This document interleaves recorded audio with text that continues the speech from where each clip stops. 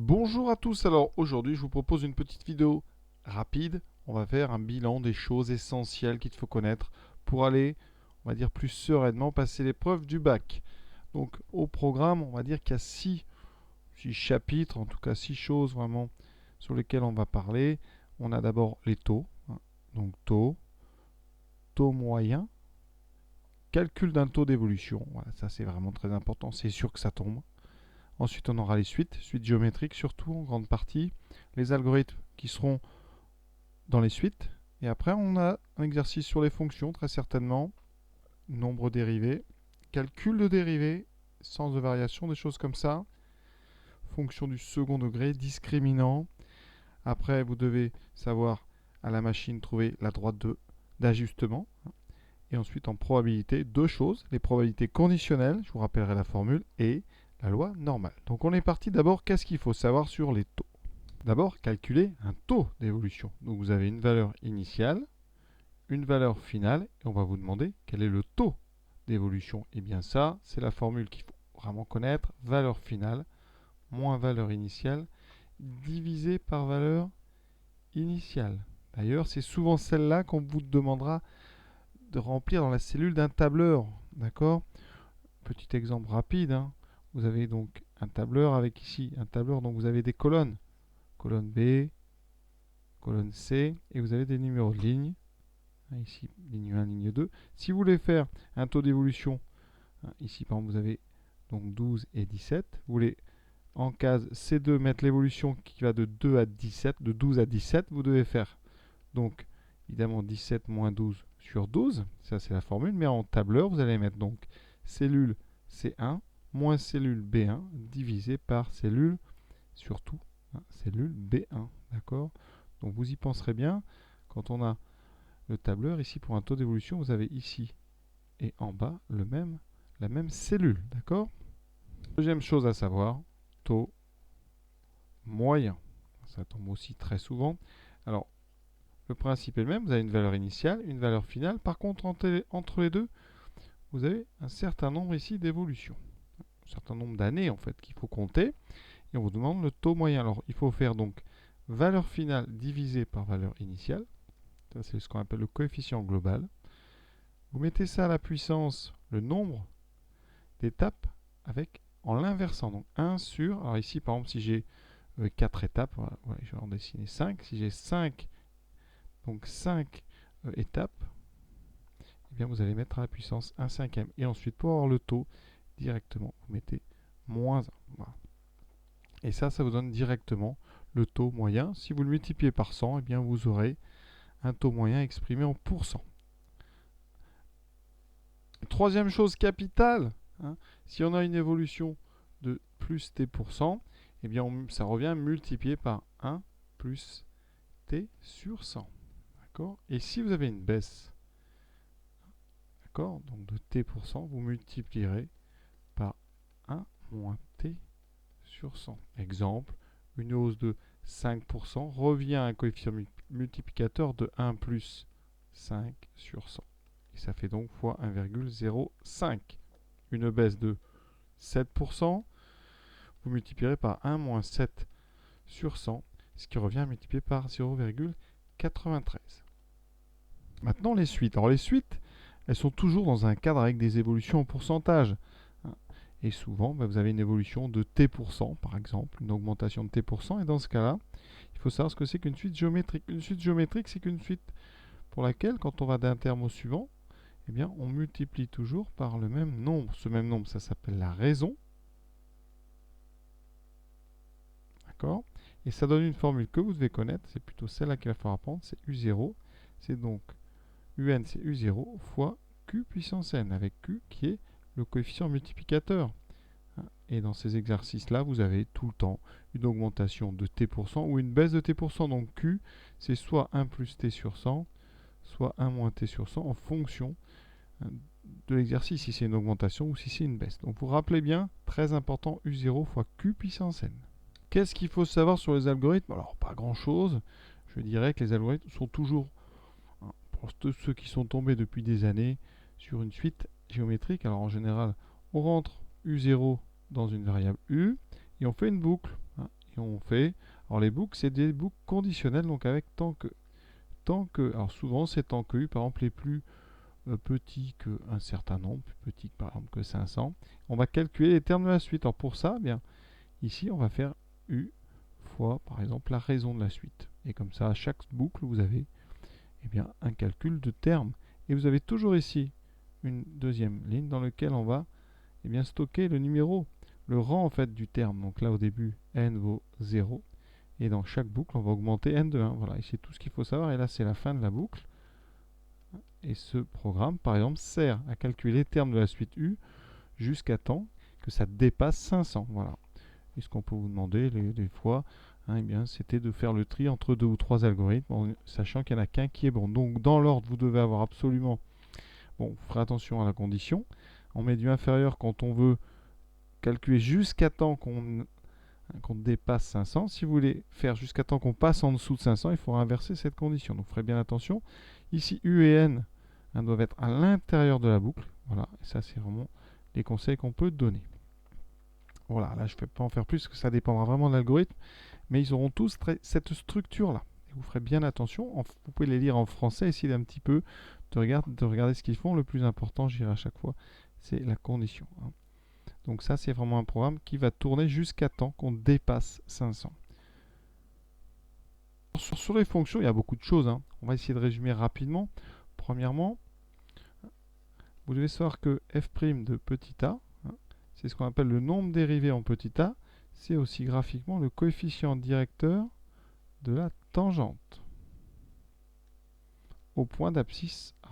Point d'abscisse petit a. Donc si votre courbe par exemple est comme ceci, eh bien on vous demandera certainement, eh bien par exemple si petit a est ici, quel est le coefficient, quel est le nombre dérivé en petit a. Eh bien on voit ici, vous êtes sur un sommet, on a une tangente qu'on appelle horizontale.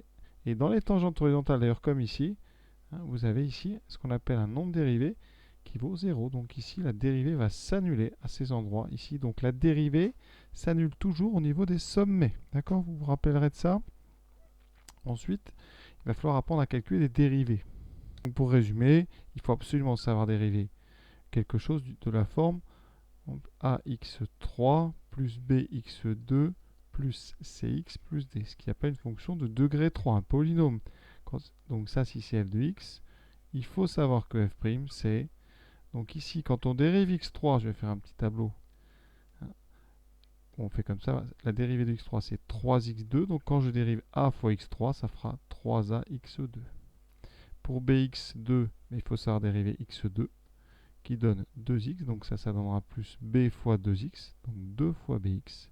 Et cx plus d, ça va donner c uniquement. Donc il faut savoir faire ça. Je pense que vous savez déjà, parce que c'est vraiment là le cœur des programmes sur les dérivés. Donc vous apprenez cette formule. A priori, vous révisez ça très vite. Il faut savoir dériver ça. Dans chaque sujet, vous avez un polynôme qui peut être de degré 2 à dériver ou de degré 3. Donc rappelez-vous de ces deux choses ici qui sont impératives. Et quand on dérive cx plus d, vous n'avez que le c.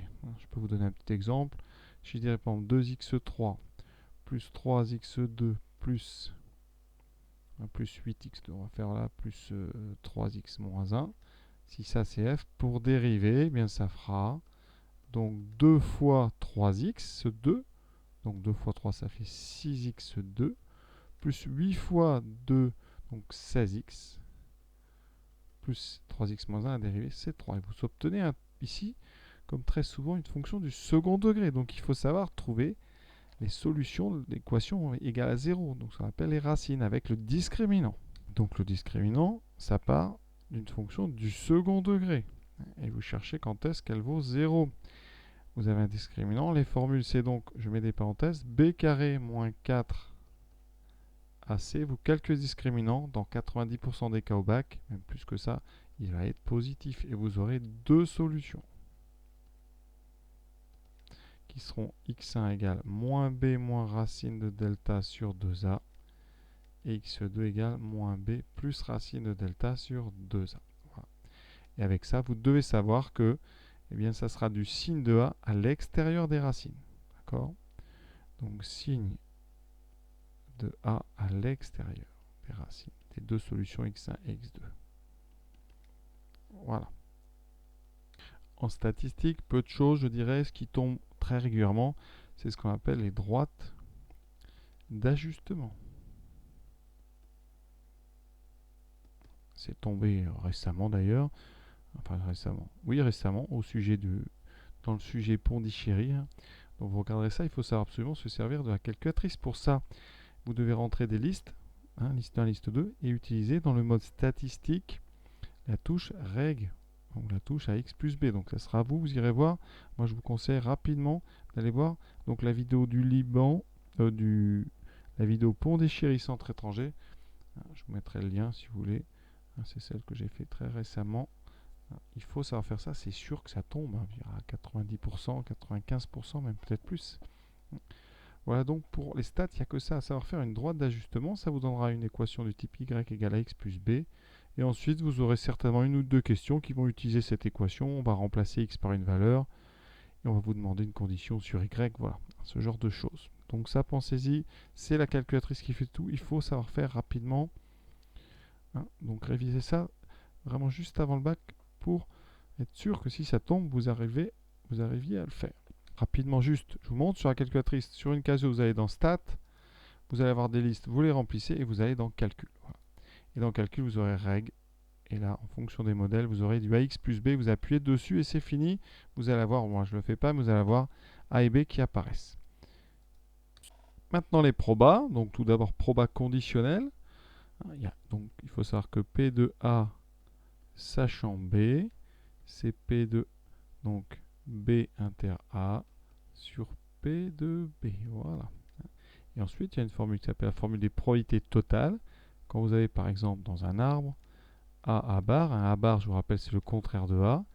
Vous aurez ici B, B bar et B bar. Et bien, si vous avez la probabilité de B, dans l'arbre, elle est coupée en deux. Vous avez le chemin qui passe par ici et vous avez un deuxième chemin qui passe par là. Et bien vous allez dire que P de B c'est P de A inter B plus P de A bar inter B. D'accord, c'est tout. Et après vous calculez P de A inter B en faisant le produit. Donc exemple ici j'ai 0,3 et 0,7 et là 0,4 on va 0,6. Pour faire P de A inter B je fais 0,3 fois 0,4, ça fera 0,12. Etc. Quand on circule dans un arbre, on fait des multiplications de toutes les branches qu'on rencontre. Et quand vous coupez comme ça un événement en deux, on dit qu'on a utilisé la formule des probabilités totales. Maintenant, il me reste à vous parler rapidement de la loi normale. Alors, je ne vais pas vous refaire un cours, là c'est trop tard. Ce qu'il faut savoir, c'est que quand on a donc la loi normale, on va vous donner deux paramètres. Mu, qui appelle l'espérance, c'est la moyenne, et sigma, un petit symbole comme ça, qui s'appelle l'écart type. Et on va vous parler d'une variable aléatoire. Une variable aléatoire, elle va prendre des valeurs, et on va vous demander, par exemple, la probabilité que cette variable soit entre 3, par exemple, et 10, j'en sais rien. Et vous aurez au départ, par exemple, on vous aura donné mu, par exemple, mu égale 5, et sigma égale 1, ou 1,5, voilà. Et bien vous n'avez pas grand-chose à avoir compris. Vous utilisez la machine, on va le faire tout de suite, je prends une petite Casio, par exemple, vous allez dans le menu, donc ici vous allez dans le menu statistique, et vous allez sur une Casio, donc ressort, voilà, vous allez dans distribution. Ici vous avez donc une touche normale, vous appuyez dessus, et il faut se rappeler, il va falloir aller dans celle de la NCD, la deuxième. Et vous indiquez, donc en anglais lower c'est la basse, donc c'est borne 3. Si vous l'avez fait ne serait-ce qu'une fois, vous devez vous en rappeler. Maintenant upper c'est 10. Et vous indiquez, ici vous voyez sigma et mu c'est les deux symboles dont je vous ai parlé. Alors je vous ai dit par exemple 1,5 et 3. Voilà, vous validez. Et la probabilité s'affiche ici. Ici on a 50%. Voilà, c'est tout. C'est pas plus compliqué que ça. Ça permettra déjà d'avoir quelques points sur la loi normale. Et voilà un panorama rapide. Alors c'est pas tout le programme, mais ça vous permettra de faire 80-90% de tous les sujets de STMG. Donc vraiment, je répète très rapidement, sur les taux, 3 choses à savoir fondamentales. Premièrement, savoir faire un taux d'évolution, valeur finale moins valeur initiale sur valeur initiale. Le taux moyen, donc on calcule d'abord le coefficient en faisant valeur finale sur valeur initiale. On calcule combien il y a d'étapes. S'il y a 3 ans entre les deux, vous faites 1 sur 3 comme puissance et vous faites moins 1 et votre taux apparaît tout seul.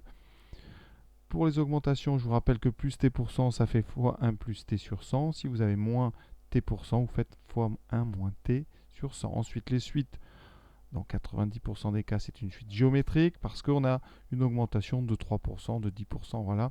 Et donc, si vous joignez ça avec ce que je viens de vous dire sur les plus t%, moins t%, vous avez ici une suite géométrique de raison, donc ce fameux 1 plus t sur 100 ou 1 moins t sur 100. Voilà. Et la formule, une seule formule, un, c'est u0 fois q puissance n. Voilà. Et avec ça, vous rentrez ça direct dans la machine et ça rentre. Voilà. Si vous l'avez fait une fois, ça doit vous rappeler vraiment plein de choses. Sur les fonctions, très gros chapitre, savoir lire des images, bien sûr, hein, je n'ai pas rappelé ça, mais savoir donc trouver un coefficient directeur ici, donc d'une tangente. Alors j'aurais pu rappeler aussi coefficient directeur d'une droite, ça peut vous servir, ça ne tombe pas très souvent, mais si vous voulez la droite, le coefficient de la droite AB, eh bien vous faites donc YA moins YB sur XA moins XB. Ça peut peut-être vous servir, on ne sait jamais.